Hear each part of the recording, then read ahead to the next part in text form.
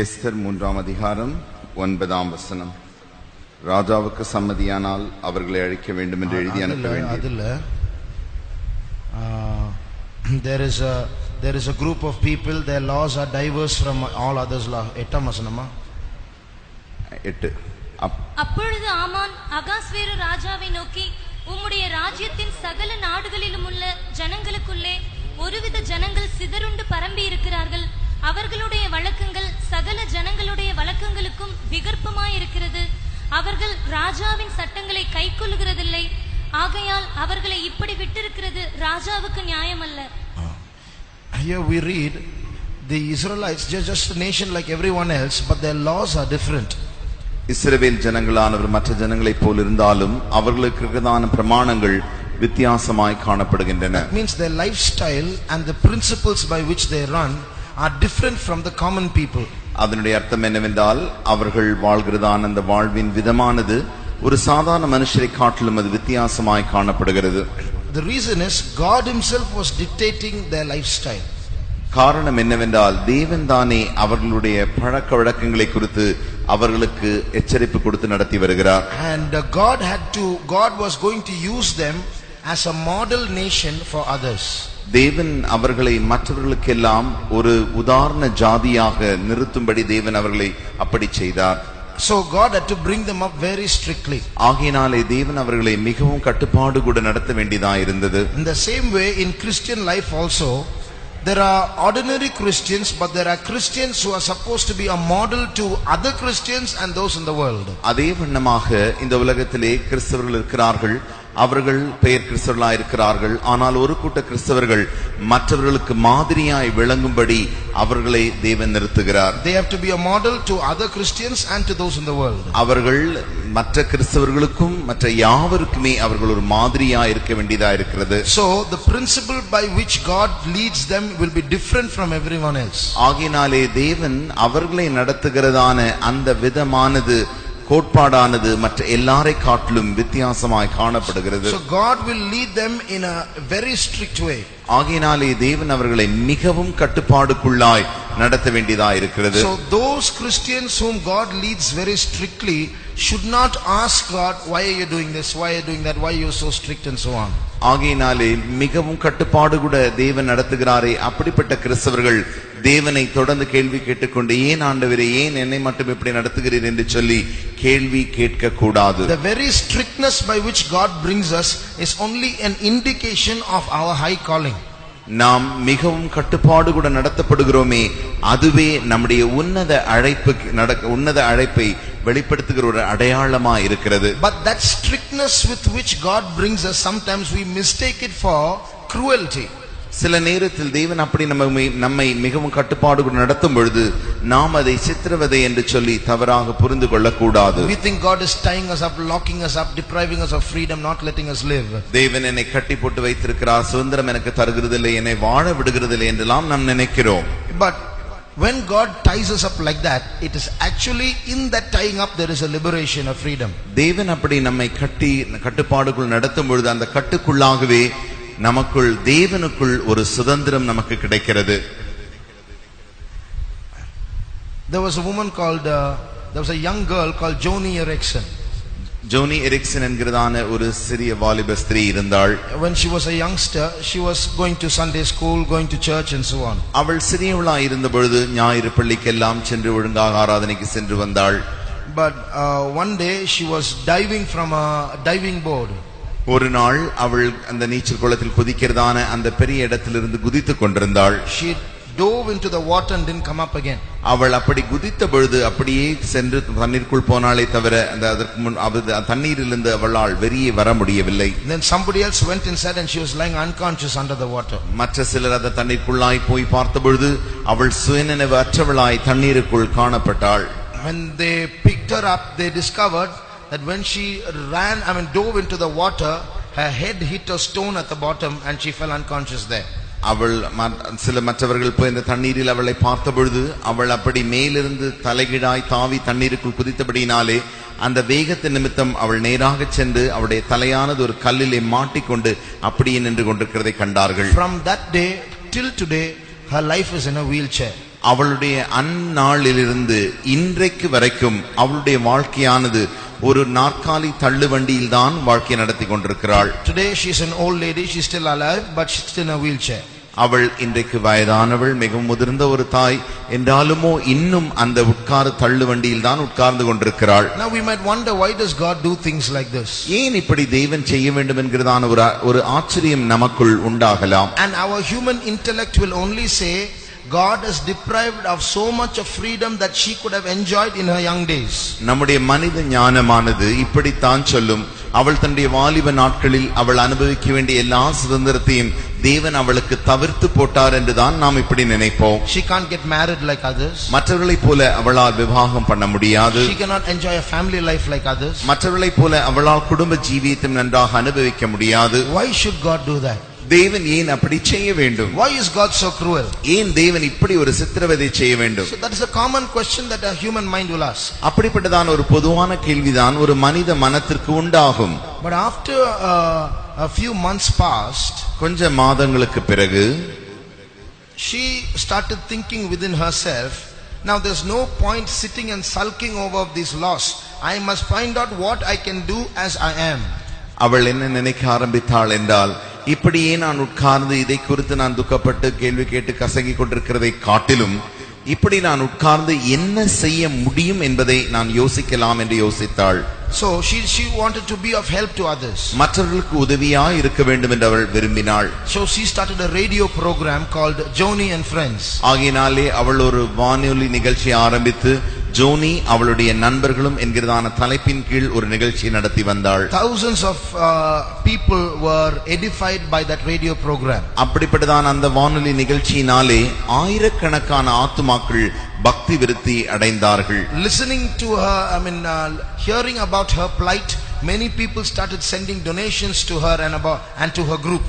அவளுடைய நிலவரத்தை குறித்ததை ஜனங்கள் அறிந்த பொழுது ஜனங்கள் அவளுக்கு கோடிக்கணக்கான நன்கொடைகளை அனுப்ப அவளுக்கும் அவளுடைய குழுவுக்கும் அனுப்பும்படி அனுப்பினார்கள். So she gave 25,000 wheelchairs to disabled people.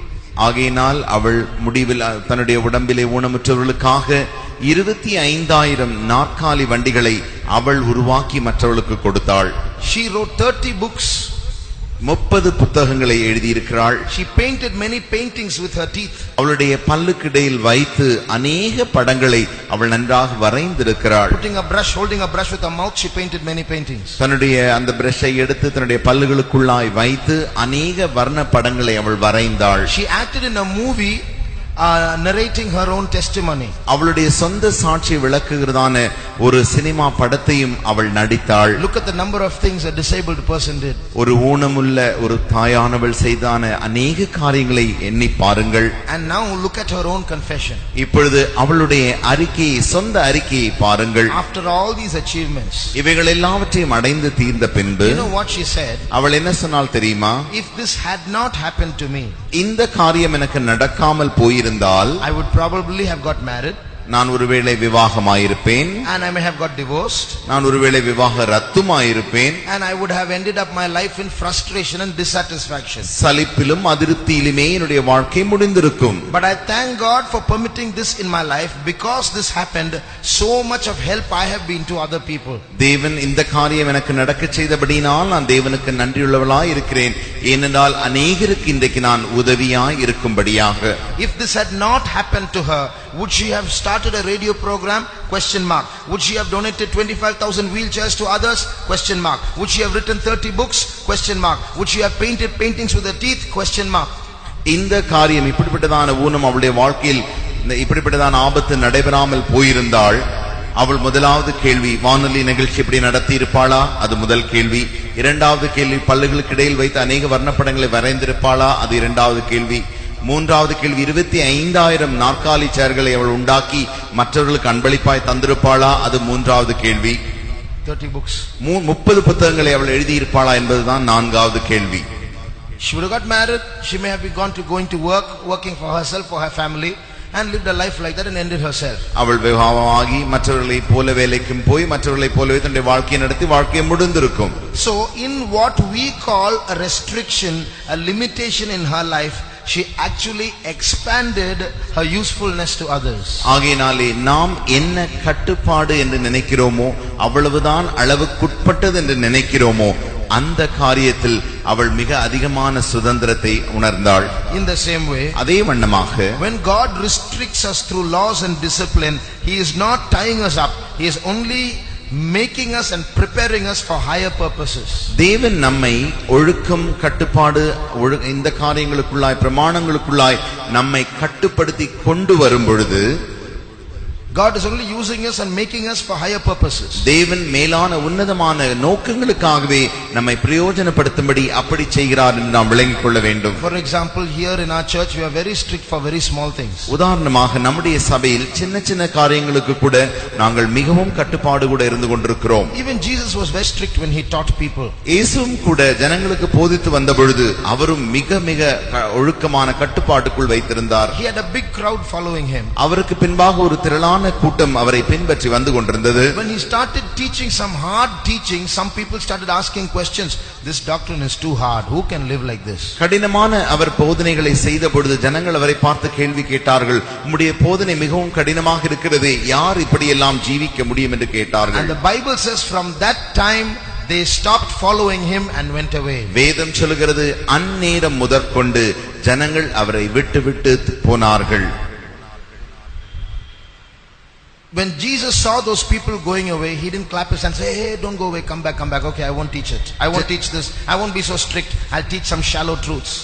அவர் அப்படி ஜனங்கள் அவரை விட்டு பின்வாங்கி போன பொழுது உடனடியாக இயேசு அவர்களை பார்த்து கையை தட்டி, அப்படி நீங்கள் போக வேண்டாம், வந்து விடுங்கள், நான் உங்களுக்கு இப்படி ஆழமான பிரசங்கங்களை எல்லாம் தரமாட்டேன், அப்படி நான் உங்களை கடினமாய் போதிக்க மாட்டேன் என்று சொல்லவில்லை. He asked those who remained, will you also go away? தன்னோடு கூட மீதியா இருந்தவர்களை மாறாக அவர் பார்த்து, நீங்களும் அவரோடு கூட போய்விடுவீர்களோ என்று கேட்டார். So Jesus did not compromise with the truth. Truth was truth even if people left. தேவன் சத்தியத்திற்காக வேறு எந்த விஷயத்தையோடும் கூட ஒப்புரவாகவில்லை. சத்தியத்தை அவர் சத்தியமாகவே போதித்து வந்தார். In the same way, God will be strict with us if our calling is high. அதே வண்ணமாக நம்முடைய அழைப்பானது உன்னதமாய் இருக்கும் பொழுது தேவன் நம்மை அதிக கட்டுப்பாட்டுக்குள்ளாய் நடத்துவார்.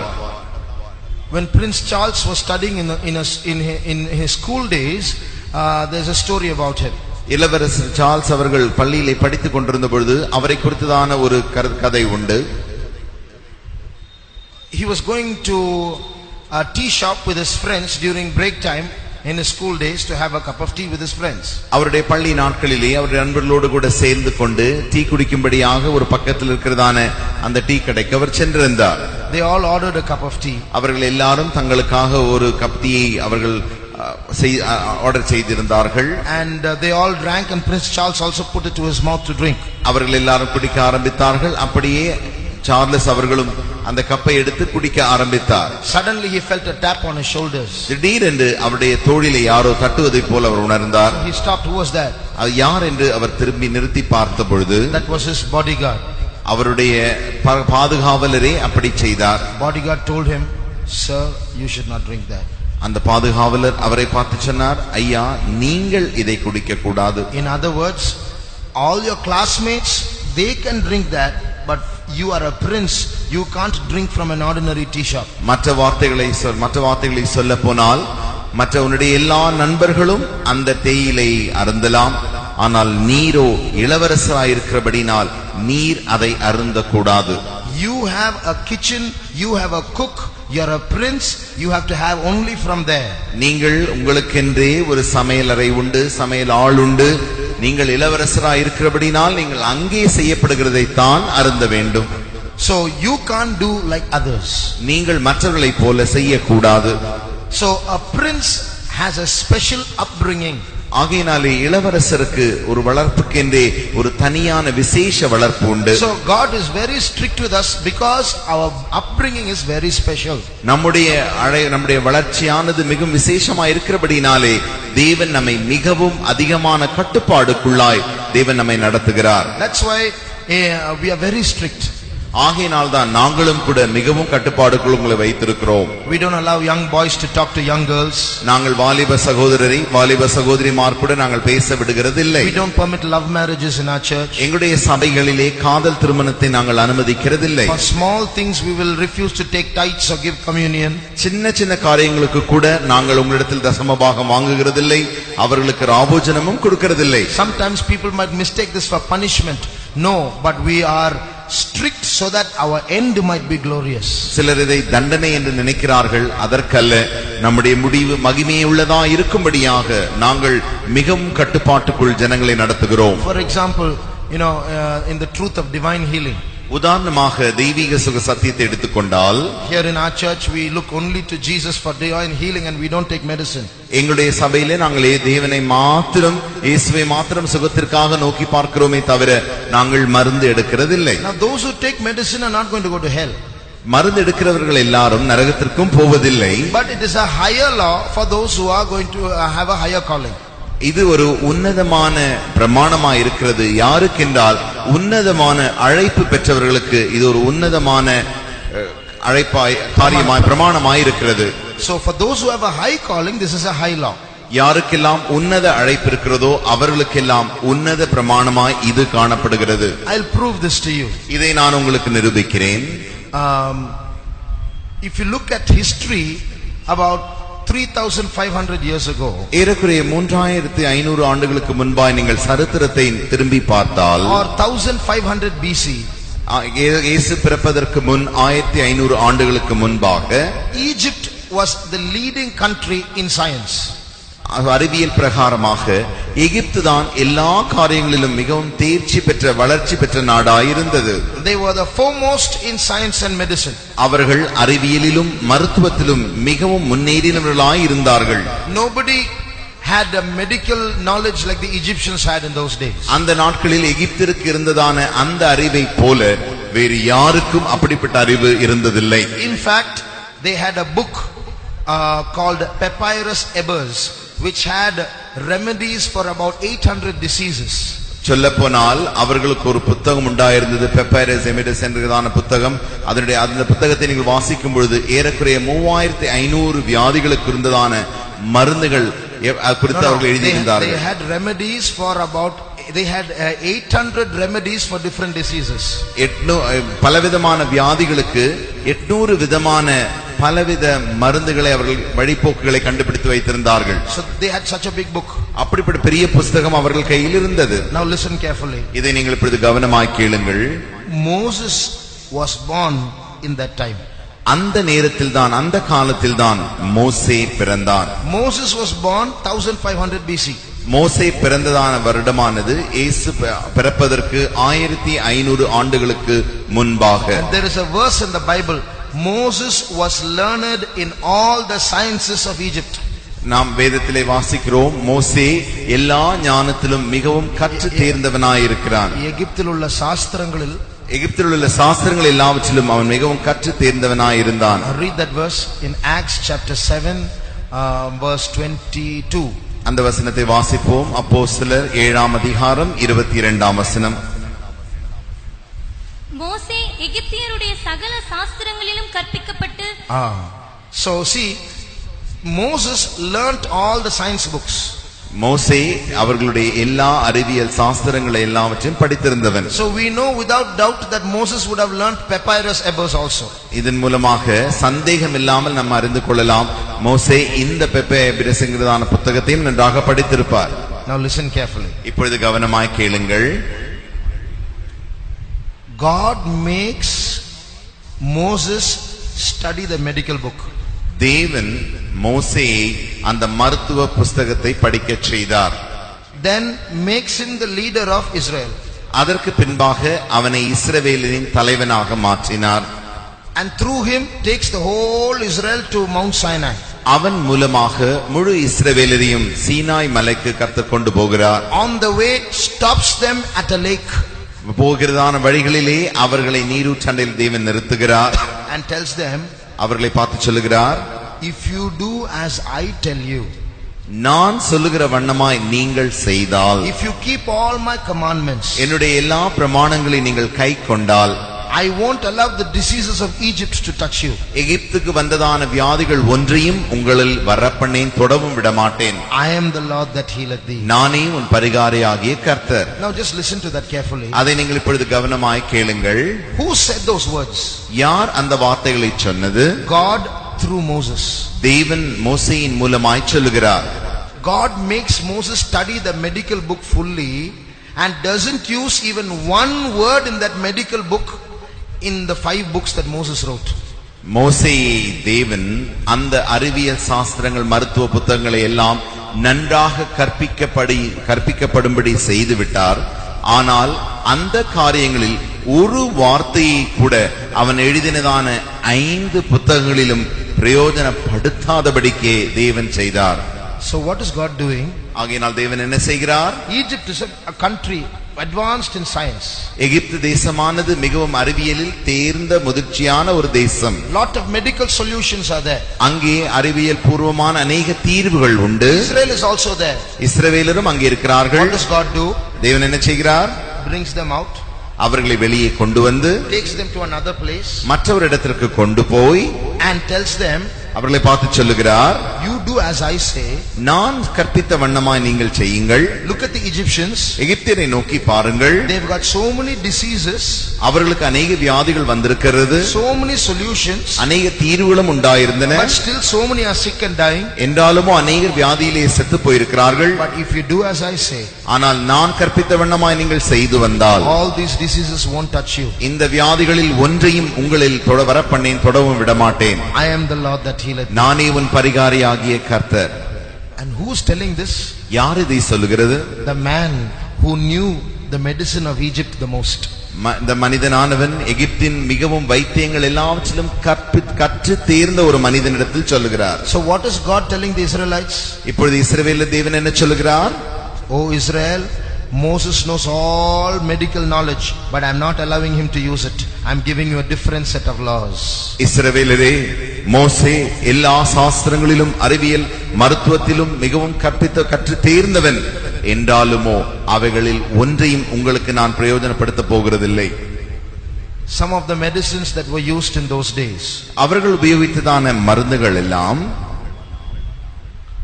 moisture from pigs' ears, பன்றிகளின் காதுகளில் இருக்கிறதான அந்த துளிகள், நீர், வேர்வைகள்.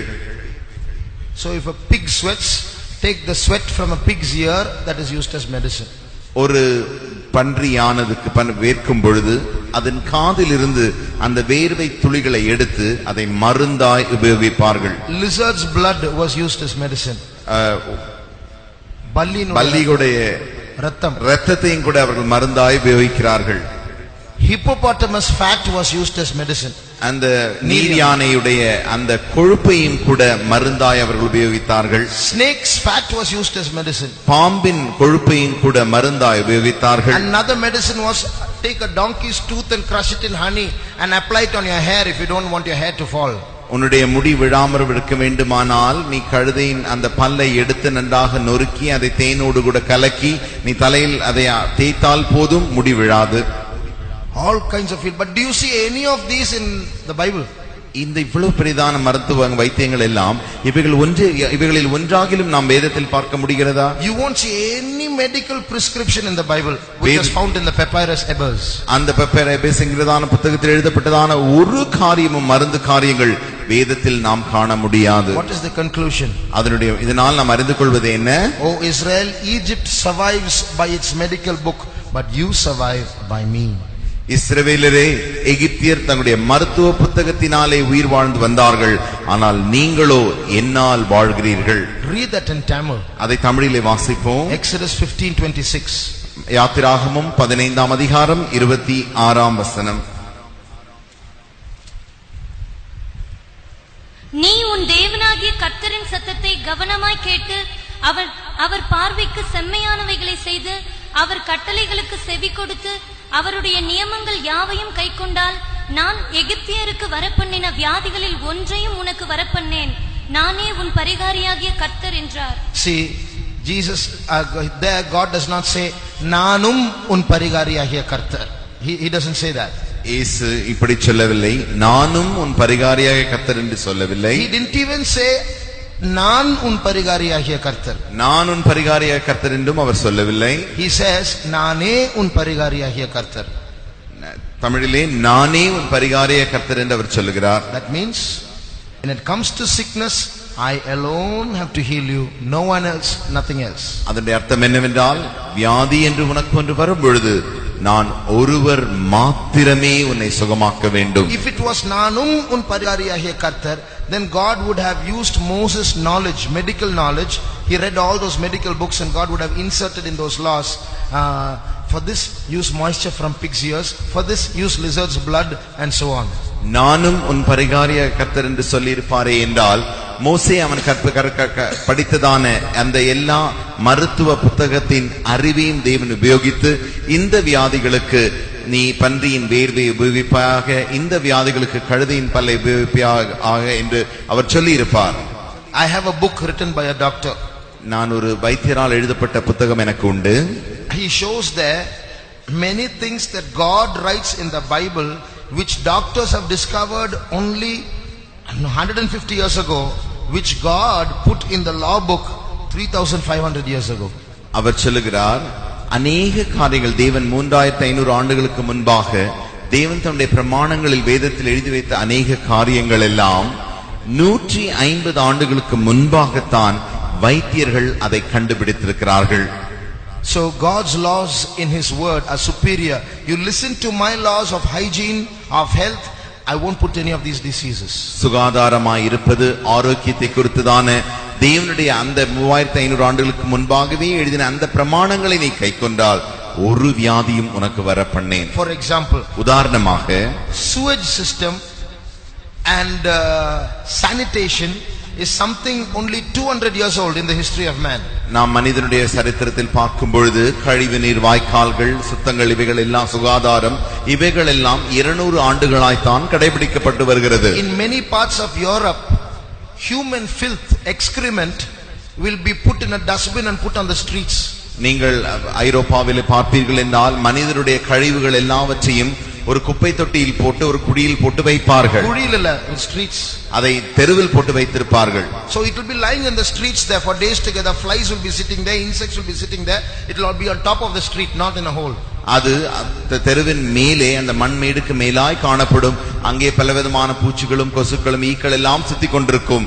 அது ஒரு குழியில் அல்ல, மேடாகவே அப்படி போடப்பட்டிருக்கும், தெருவிலேயே போடப்பட்டிருக்கும். And so many diseases used to come. Nobody knew that flies that were sitting on the excrement used to sit on human bodies.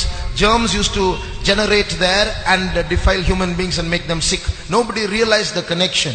அநேகர் வியாதிப்பட்டு செத்துக் கொண்டிருந்தார்கள். ஆனால் அவர்களால் காரணத்தை கண்டுபிடிக்கவே முடியவில்லை, அறிந்து கொள்ளவே முடியவில்லை. அங்கே உட்கார்ந்துதான அந்த ஈக்கள் தான், அந்த பூச்சிகள் தான் திரும்ப மனிதன் மேலே உட்கார்ந்து வியாதியை வரப்பண்ணினது. அந்த புழுக்களால் தான் வியாதி வந்தது என்றெல்லாம் அவர்களால் அறியக்கூடாமல் இருந்தது. Only 200 years ago they discovered that this is the reason, and they started a sewage system. 200 ஆண்டுகளுக்கு முன்பாகத்தான் இதுதான் காரணம் என்று அவர்கள் கண்டுபிடித்தபடியினாலே அதற்கு பின்புதான் கழிவு நீர் வாய்க்கால்கள் திட்டம் என்று கொண்டு வந்தார்கள். If you read in the Bible, அதை நீங்கள் வேதத்தில் வாசிப்பீர்களேயாகில், Deuteronomy chapter 23 verse 14. உபாகமம் 23ஆம் அதிகாரம் 14ஆம் வசனத்தை வாசிக்கும் பொழுது, உன் தேவனாகிய கர்த்தர் உன்னை ரட்சிக்கவும் உன் சத்துருக்களை உனக்கு ஒப்புக் கொடுக்கவும் உன் பாளையத்திற்குள்ளே உலாவிக் கொண்டிருக்கிறார். ஆகையால் அவர் உன்னிடத்தில் அசூசியான காரியத்தை கண்டு உன்னை விட்டு போகாதபடிக்கு உன் பாளையம் சுத்தமாயிருக்க கடவது. அடுத்த வசனம், தன் எஜமானுக்கு தப்பி உன்னிடத்தில் வந்த அது வேலைக்காரனை, முந்தின வசனம் 13, உன் ஆயுதங்களோடே ஒரு சிறு கோலும் உன்னிடத்தில் இருக்க கடவது. நீ மலஜலாதிக்கு போகும்போது அதனால் மண்ணை தோண்டி மலஜலாதிக்கிருந்து உன்னிலிருந்து கழிந்து போனதை மூடி போட கடவாய். See, those days itself God saying, dig a hole and put the filth inside. அந்த நாட்களில் தானே தேவன் அழகாக சொல்லி இருக்கிறார், குழி தோண்டி அதிலே நீ போட்டு மூடி போட கடவாய். So that's what God was saying. You do as I do, none of those diseases will come on you. நான் உங்களுக்கு சொல்கிற வண்ணமாய் கற்பித்த வண்ணமாய் செய்யுங்கள், அப்பொழுது வியாதிகள் ஒன்றும் உங்களுக்கு வராது. Like this, there are many laws in the Old Testament which are actually laws of hygiene. We give spiritual interpretation to that, but actually basically for the Israelites they were hygienic laws. இப்படிப்பட்டதான அநேக விதமான நியாய பிரமாணங்கள் இஸ்ரவேலருக்கு சுகாதாரத்தை குறித்திருக்கிறது. இவைகளுக்கெல்லாம் இன்றைக்கு நாங்கள் ஆவிக்குரிய அர்த்தங்களை தந்து கொண்டிருக்கிறோம். என்றாலும் இஸ்ரவேலருக்கு அப்படியே கடைபிடிக்கும்படி தேவன் அவர்களுக்கு சொன்ன காரியங்கள். So because we have been called with a higher calling, God will be extra strict with us. What others do, we will not be allowed to do. நமக்கு தேவன் உன்னதமான அழைப்பை தந்திருக்கிறபடினால் தேவன் நம்மை மற்றவர்களை காட்டிலும் மிகவும் அதிகமாய் கட்டுப்பாடுக்குள்ளாய் நம்மை நடத்துவார். மற்றவர்கள் செய்கிறதை போல நம்மை செய்ய அவர் விடமாட்டார். So don't get angry with God because he's depriving you of freedom. உன்னுடைய சுதந்திரத்திலிருந்து அவர் உன்னை தாழ பண்ணுகிறார் என்று சொல்லி நீ அதற்குறித்து கோபப்பட வேண்டாம். When I was small, my parents used to be very strict for small things. நான் சிறியவனாய் இருந்த பொழுது என்னுடைய பெற்றோர்கள் சின்ன சின்ன காரியங்களுக்கு கூட மிகவும் என்னை கட்டுப்பாடோடு வைத்திருந்தார்கள். We used to fight with them. அவர்களோடு கூட நான் சண்டையிடுவேன். But they wouldn't listen to reason. ஆனால் காரணத்தை அவர்கள் ஒரு காலம் கேட்கவே மாட்டார்கள். When you were young, you enjoyed life. Now we are young, you are so strict with us. நீங்கள் சிறுவர்களாக இருந்த பொழுது நன்றாக வாழ்க்கை அனுபவித்தீர்கள், ஆனால் எங்களை நீங்கள் அனுமதிக்க மாட்டீர்கள் என்று சொல்லி சொன்னோம். What's wrong with this? இதனால் என்ன தவறு? See, in that believer's house they have it. அந்த விசுவாசி வீட்டை பாருங்கள், அவர்கள் அதை வைத்திருக்கிறார்கள். That believer they have it. அந்த விசுவாசியை பார், அவரும் வைத்திருக்கிறார். Even in the faith home they have. விசுவாச வீட்டிலும் கூட அந்த காரியம் இருக்கிறது. Why you are so strict with us? ஆனால் ஏன் எங்களோடு கூட மாத்திரம் இவ்வளவு கடினமாய் இருக்கிறீர்கள்? No means no. இல்லை என்றால் இல்லை. But because they were so strict those days, today I am so grateful to God for that upbringing. அவர்கள் அந்த நாட்களில் மிகவும் கடினமாய் கண்டிப்பாய் என்னோடு கூட இருந்தபடியினாலே அப்படிப்பட்ட வளர்ச்சிக்காக நான் தேவனுக்கு இன்றைக்கு மிகவும் நன்றியுள்ளவனாய் இருக்கிறேன். So when God is strict with us and will say no for small things, don't be sad that he is tying you up. Actually he loves you more. He has a higher calling about you. தேவன் நம்மோடு கூட மிகவும் கண்டிப்பாய் இருக்கும் பொழுது, அப்படி கண்டிப்பான கட்டுப்பாடுக்குள் நம்மை வளர்த்தும் பொழுது நாம் அவரோடு கூட கோபம் கொள்ளாமல் நமக்கு உன்னதமான அழைப்பு இருக்கிறது என்பதை விளங்கிக் கொள்வோமாக. Some people are very possessive. சில காரியங்களை குறித்து மிகவும் தன்னோடு கூட ஈர்த்துக் கொள்வார்கள். When a husband is very possessive about his wife, ஒரு புருஷனானவன் தன் மனைவியை அதிகமாய் அவர் தனக்கு சொந்தமாக்கிக் கொள்வாரே ஆகில், he will be very strict with her, always watching her. அவளோடு கூட மிகவும் கண்டிப்பாய் இருந்து அவளை எப்பொழுதும் கவனமாய் பார்த்து கொண்டே இருப்பான். Why did you go there? ஏன் நீ அங்கே போனாய்? Why were you talking there? நீ ஏன் அங்கே பேசிக் கொண்டிருந்தாய்? To whom did you speak on the phone just now? இப்பொழுது நீ போனிலே யார் கூட பேசிக் கொண்டிருந்தாய்? So the husband will be very strict in small things. சிறிய காரியங்களிலும் புருஷன் இப்பொழுது அவளோடு கூட மிகவும் கண்டிப்பாய் இருப்பான். Like that, if God is very strict with us in small things, it's because he is possessive about us. அதே வண்ணமாக தேவன் ஒரு சிறிய காரியங்களிலும் கூட நம்மோடு கூட மிகவும் கண்டிப்பாய் இருப்பாரே என்றால் நம்மை அவர் அவ்வளவாய் தந்தமாக்கி கொண்டிருக்கிறார். And all that strictness will deprive us of some carnal pleasure, that's all, but it is going to give us eternal glory. அந்த எல்லா கண்டிப்புகள் எல்லாம் மாம்சீகமான அப்படிப்பட்ட காரியங்களிலிருந்து நம்மை விலக்கிக் கொள்ளும், ஆனால் அதை நமக்கு மகிமையான முடிவை கொண்டு வரும். So let us submit to his strict upbringing. ஆகையினாலே அவரால் நடத்தப்படுகிற அந்த கண்டிப்பான வளர்ச்சிக்கு நாம் நம்மை ஒப்பு கொடுப்போமாக. Praise the Lord. கர்த்தருக்கு ஸ்தோத்திரம்.